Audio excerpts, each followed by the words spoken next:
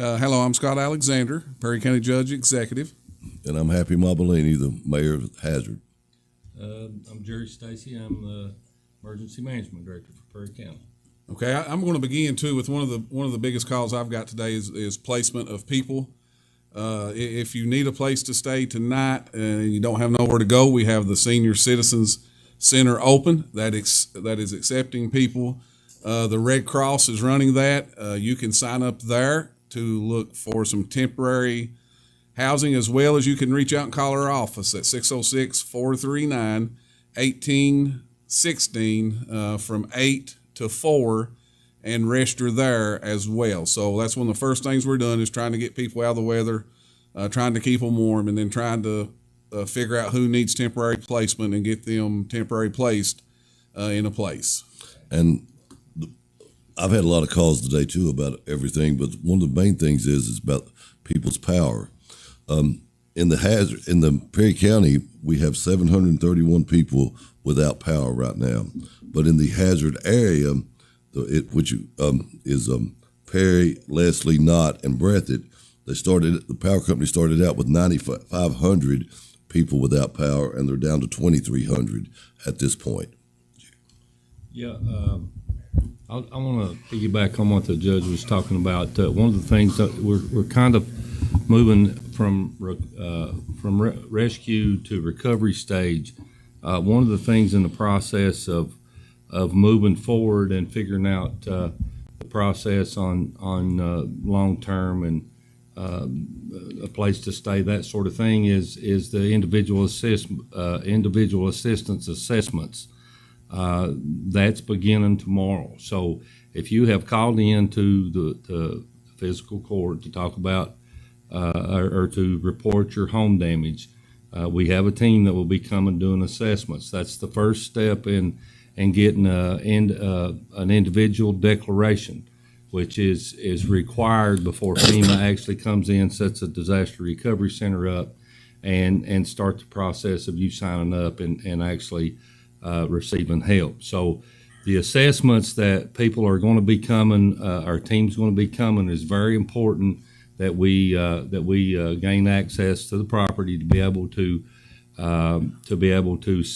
scope and take pictures and photos and answer some questions about that process. It's really important that we get through this really quick, get these sent up so we can start the process of hopefully getting a declaration that then FEMA would be able to come in to help at that point in time. So if you've called in, you're going to be getting some phone calls in the next few days about appointments to come and do assessments.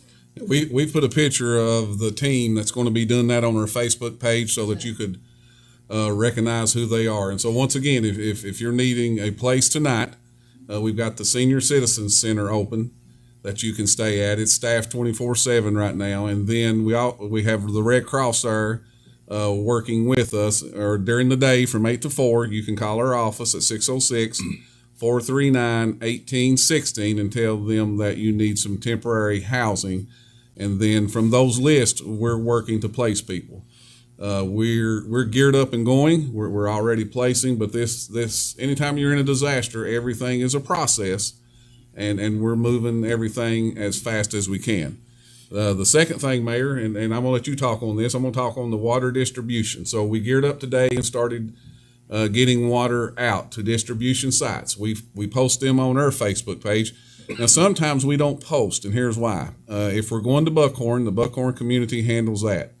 Sometimes when we're going to Gospel Light Youth Center, we let the community down there handle that. We try to go to areas where the water's out and try to target that area at the distribution points to get them out. We'll be getting a lot more water out. We've ramped up today. We'll be ready to go tomorrow, and we'll continue to post those, or let the community that they're in post those distribution sites. And on water, right now, we have about 750 customers without water, and we hate that anybody's without water, but some of it's we can't help it. I mean, what our number one thing with our water distribution thing is we have to keep water in the hospital tank, no matter what. That tank serves the hospital, the VA, the nursing home, and the dialysis center. I mean, they're the most vulnerable we have, and we have to have water in that at all times. And sometimes when it gets low, then we have to valve off other lines. But today we did get a lot more people on, and as we speak, I don't know if out there at Bulin, they're turning the Bulin tank back on, so we're hoping that we get Pine Valley and Bulin and down 476 back on today. And we know we got Holly Thicket back on up in Macy's Creek today also. And I'll have a better understanding of it tomorrow. We also sent a crew to Buckhorn today, and you know, we got 15 member crews. So if we send 5 or 6 people to Buckhorn, that's almost half of what we've got. And we got all their leaks fixed today, and Glenn's supposed to be filling the tank up tonight. So you should have water, I'm hoping, in the morning in the village of Buckhorn. Sure, you got anything you help a lot behind the scenes with that. If you want to fill them in on how you request from the state, how we request from mine service, and also I want to echo the reason the warehouse for us at Christopher is not a distribution point for water is that's where all the tractor trailers come, and it takes a lot of room to get the logistics working. So we're loading and unloading trucks there, and to have people in that would not be a good situation. So that's why we set these centers up. We also had the JCPenney Center back open today. Yeah, I forgot about that. As a distribution point. But I'll let Jerry speak a little on how he gets us tractor trailer loads of water coming to Christopher. Yeah, and when we get in these disasters, we declare a state of emergency, and then that opens up channels with the state that we can request assistance, and so that's what we do. We'll request from Kentucky Emergency Operations Center, assistance on water distribution when we have these issues, and they've been really good. We'll request 2 and 3 loads a day, and we'll request 2 and 3 loads a day, and get those in, and then our team at the warehouse then gets it out to where it needs to go. And so this was one of the questions in the last disaster, and I want to answer it and let people understand why. So one of the questions, and it's fair to ask this question, but why is the county giving out water and not the city? The city buys a lot of the water, but we do not want to pull their crews who are working on the water lines and getting those back to help give out water. So we take on the role of setting up the distribution points with our volunteer fire departments lots of times, which are amazing partners, to give the water out there for the city can take their resources and their crews and continue to work around the clock on the water line. So it's just a great partnership. Nothing wrong with it. We know how to handle the distribution points, and the mayor and his team continue to work to get the water lines back on. That's why it's set up the way that it is. And I just got a text from Tony. We are pushing water toward Buckhorn right now, so that's a really good sign. So if we get that, then we'll maybe get it back on 28 tomorrow also, and down to 15. I was going to talk a little bit about the volunteers. It's amazing how many people volunteer every time we have an emergency or a disaster. And I'd say right now we've had 500, 600, 700 people volunteers. There's probably been 350 registered on that Google Doc. But you drive around, you see so many people, they didn't register to volunteer. You somebody's friends, families, everything.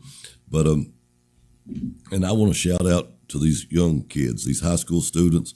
I mean, and if the other high schools are out there working, send me a text or Scott a text, and we'll shout you out too. But I know I saw the Hazard football team all day yesterday and today out here working. I saw the Hazard softball team. I saw Helen's Envision group. I mean, and I saw a couple church groups. But it's just great to see these young kids getting out here and taking part in their community. And the city, like we only have so many employees, the county only has so many employees. We're not going to get this cleaned up by ourselves. But on the cleanup phase, if you were flooded downtown and you saw today, the city and with volunteers are coming by, you try to get your stuff out to the sidewalk as much as you can, and we're picking it up and we're taking it off for you. I mean, you've got a lot ahead of you.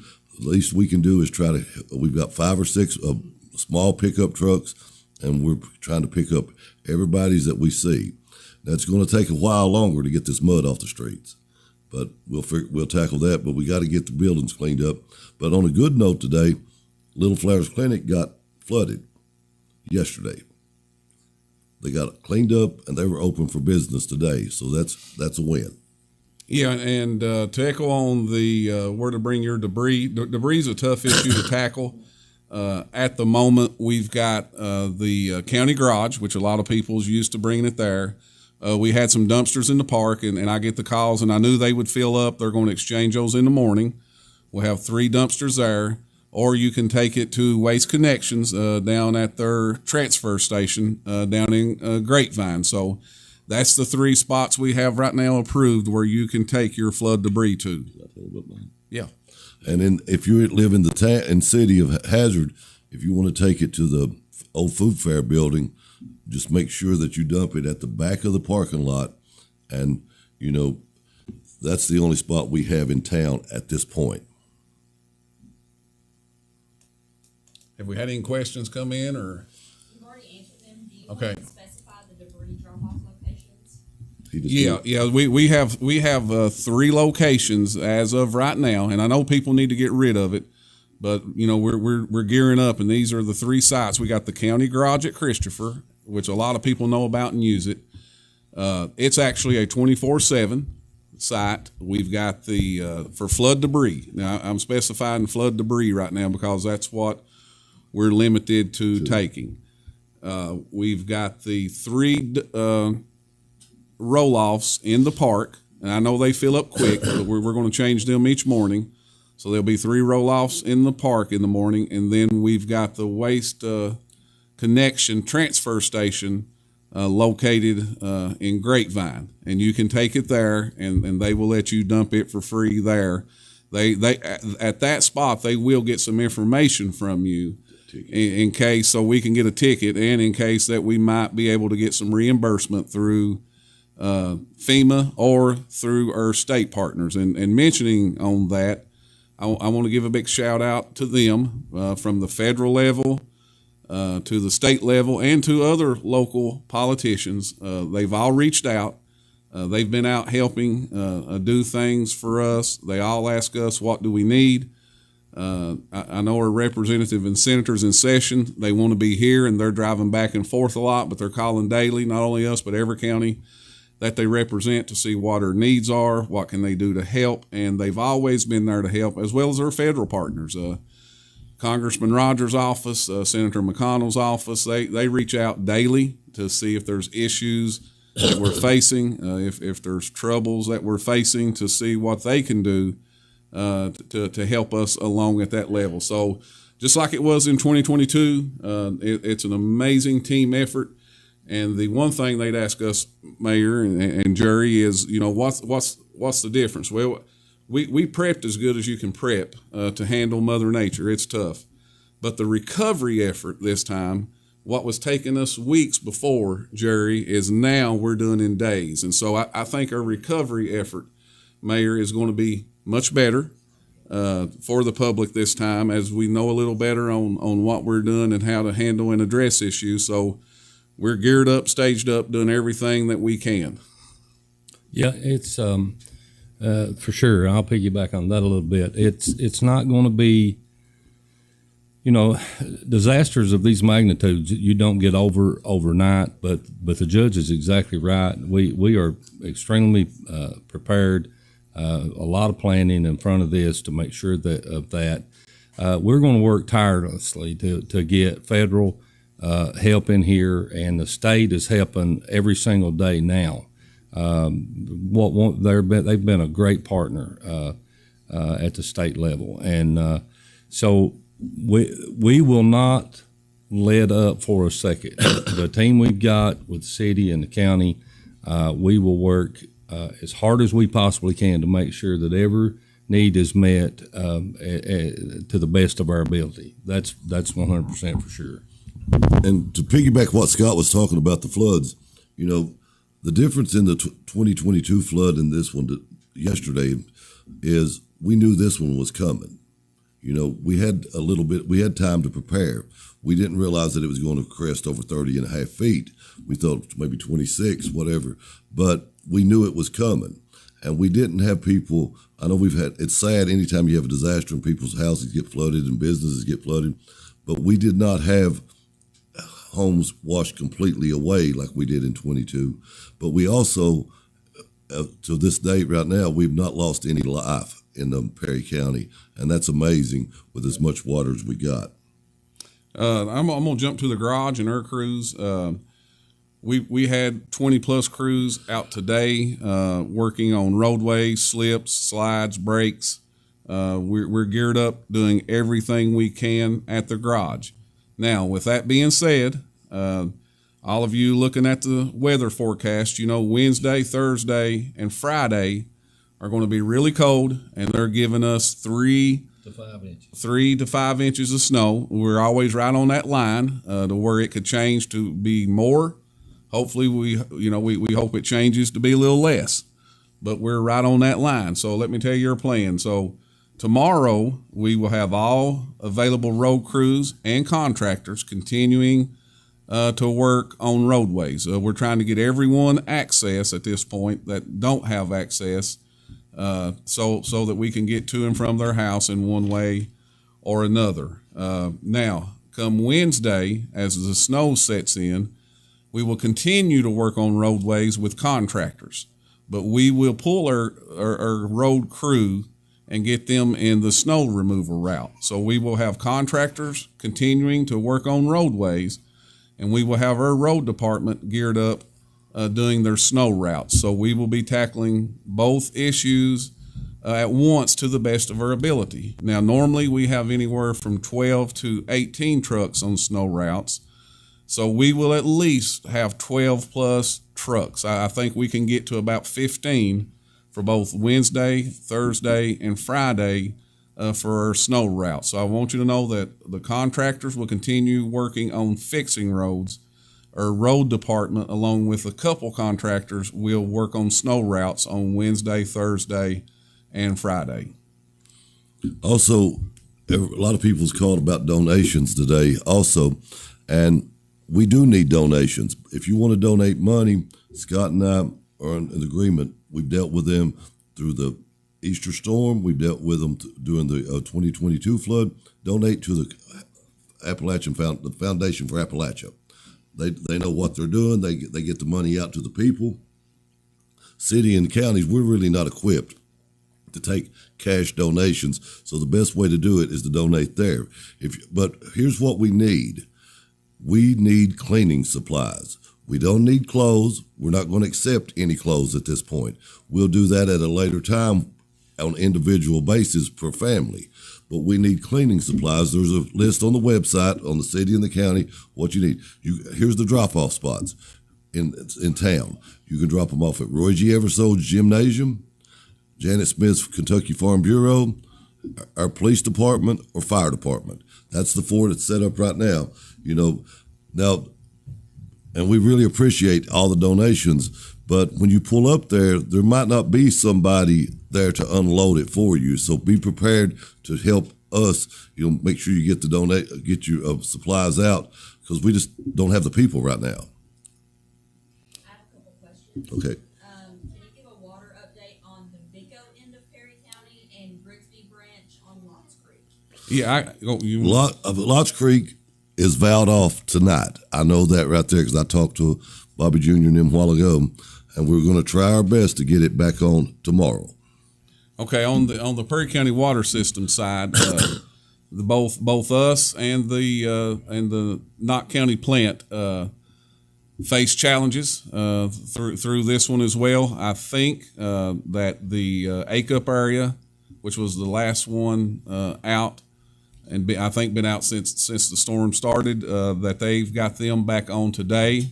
We're filling all of our tanks, and if there's still an area or someone that's out, reach out to Vernon and Kitty, and they will get that checked. But my last update was that we was pumping water back to all areas this evening when I talked to Vernon. That's not saying they might not still be a few or someone out, but reach out to them in the Vico area. Okay, and then 2 more questions. Do you know if we have any plans to open a clothes washing station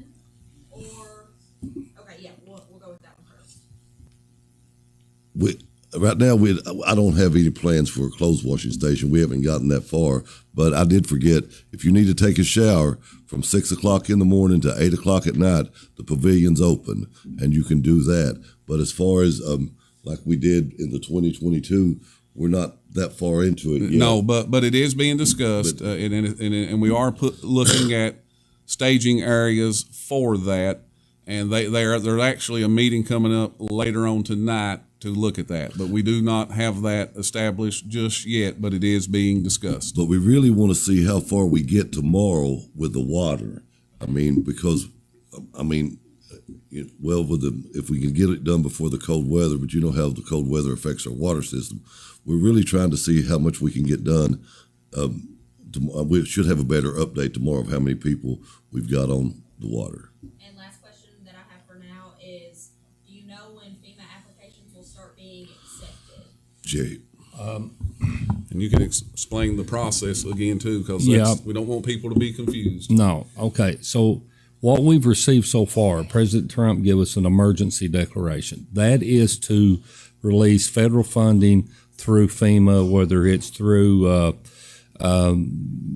water distributions, federal search and rescue teams, that sort of thing. Now, the next step is we need to get an individual assistance declaration for the president. So the process is now, as all the counties are reporting up the amount of homes within their counties that have damage. So we report that to the state level. Then the state puts those numbers together, and they will be asking, hopefully, for an expedited individual declaration, individual assistance declaration. So I know you got to get in the weeds on that a little bit to understand that, but once that is approved by the president, then that's when they would set up a disaster recovery center, and then you would go and sign up. So we're still in that process. I know all the counties were reporting up those numbers, so the state then can move to the next step for them, and then hopefully that'll get pushed up to Washington fairly quick. So hopefully we'll know something over the next week on where that's at, and we'll report that as this goes along, and you can call and ask questions about it anytime at the county judge's office. But we've got to get an individual assistance declaration before you actually can sign up. And we're not there yet, but they're working every day to get to that point. But Jay, should they also, during this cleanup phase, document everything right now? I mean, the more documentation, it seems like, with FEMA, the better off you are. Well, yeah, absolutely. So that's good. I'm glad you brought that up, Abby. So one of the things, these damage assessment teams that we talked about early on, when I first started speaking about this today, that's going to be coming to do your assessments. Okay, let's say that we've got a lot, so it's going to take a little while to get to everybody. So if you need to do cleaning prior to the assessments being done, make sure you take photos of the water line inside and outside of your home or business. Now what you mean here, because this would be confusing to me. When he says water line, it's the mark of how high the water got. That's right. Not your water. Best thing to do is take just the watermark on the wall of your home or business. Take orange spray paint and draw it. Yeah, take a photo of where the level was within your home or business. There'll be a mark that the water normally leaves. Just take a picture of that inside and outside. That way we've got that documented, because FEMA really looks at that part of the evidence in assessing your damage. And Jerry and Scott and them do a really good job with FEMA. And once we get everything assessed, then you'll be able to come to the courthouse and have someone, we'll try to have individual case workers there that walks you through step by step, because a lot of people, FEMA is not an agency that's going to save us. It was never built like that. It's like a third, but it gets you started what you need. So when you do get into FEMA and you get your first check for $250, don't go out and say, all I got from FEMA is $250. That is for you to pay someone to come and evaluate your property. Am I correct, Jay? Yeah, in some sense, that's exactly right. It's not just a one payment and done type of thing, but we're not there yet. We've got to get to the individual assistance declaration, and once the president, if we get that, then FEMA will come in and set the disaster recovery center up, and then that's when you would go and sign up with them. Hey, Jerry, I'm going to get you to speak too, and then I'll give him the numbers for NRCS and Patty and the road department. But for things that NRCS looks for, like the road washed away, the creek bank gone, or different things that NRCS would look at for the public before I give the number out and stuff. Yeah, they do. They do stream bank stabilization, anything to do with waterways. NRCS stands for National Resource Conservation Service. They're under the Department of, it's under USDA. Department of Agriculture. They're an outstanding organization. They have a lot of different lanes. One of the things that they do is they'll allow stream cleanups and stream bank stabilization, and that's what they do. We will be turning a lot of those sites into them because of this disaster. Hopefully, that will move through a process that they'll get a lot of those approved. It's not a fast process, I can tell you, but it's an important process. It's monies that they provide to take care of these issues that county or city governments don't necessarily have the funding to do. Now, the only problem is it's not a fast process. So some of the things that were done in the flood in 2022, we are doing the work now. So 2.5 years later. So, but it's good to get these projects done, and it's nice to have them funded. It's a very good program. You got Patty that you can call at 606-435-1725, or you can always reach out to our office at 606-439-1816 and request a roadway that you need us to look at. And the same thing with the city. If you live in the city limits and you have a problem, if you can't get a hold of me, call 436-3171. If you have a gas leak, you have a sewer problem, make sure that we know so we can get it on the list. Hopefully we've not been overly confusing with all of this tonight. So here's what I would say. Any of you have a question about any of the FEMA or the NRCS stuff, call the county judge's office, ask for Jerry. I'll be happy to explain it and walk you through it at any point in time. So make sure that if you have any questions about it, let us know. And we're going to continue to do these, every day, and then maybe every few days until we get all the information and out to the public, and you feel satisfied that you know what's going on. We think it's critical to share with you these updates in the early stages of these disasters, so that you know what's going on and you know the access that we have and what we're doing and how the numbers that you can have to reach out to ask for assistance. And these updates will be posted on the city's Facebook page, and so will be on the county's. But I've got a couple other things that I'd like to talk about. One thing I noticed today, we was out here all day long, and if you see a backhoe and dump trucks and people with their lights on, slow down. Please, slow down. They're trying to clean your town up. I know that you might be in a hurry, but you're not in that big a hurry to run over somebody. And it happened all day long till we ended up having to block the street off to try to get stuff out of there. All we're asking you to do is just give us a chance to work in a safe place, number one. Number two, there's no way the city or the county can get all this stuff done. Check on your neighbors, see what they need, and especially with this cold coming, and let us know if there's an emergency. And don't be afraid to get in your car or get a ride and go down to the senior citizens building, because right now that's the place we've got for you to go to. Yes, and we got the Red Cross there. along with other agencies who's trying to help us to find you what you need. I'm gonna go over these numbers one more time before I close. I got one story. If you need our office, it's 606-439. Okay. If you need our office, it's 606-439-1816. The numbers to the garage is 606-439-4465 or 606-439-1802. And if you think you might have a project that would qualify for the NRCS, you can reach out to Patty at 606-435-1725. And if we have something we didn't answer that you may have a concern about, like Jerry said, you call our office, 606-439-1816. Got any more questions? Just water at the airport. They don't have. Well, we got it down to the first pump station today, so we'll have more of an update tomorrow. But it won't be there tonight. I know that, but we're hoping that we get it all the way to the airport tomorrow. But I've got one little story, real fast. Today, if you've been around anywhere, there's been tons of news people here in town.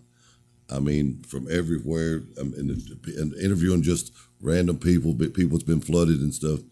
And probably one of the best interviews, and I haven't seen it yet. I talked to the news reporter. They interviewed Frances. It owns Frances' Diner tonight. She's 88, 89. She did the interview, and they said she's as determined now as ever to open her shop back up. And that's what we're doing here. You know, everybody's working together, and here's an 88-year-old woman, maybe older, and, you know, she can't wait to get her restaurant open back up. I think that's a pretty good, resilient story. And it's those thousands of stories like that that make these old mountains great. All right. Thank you all. Any more questions? Appreciate it.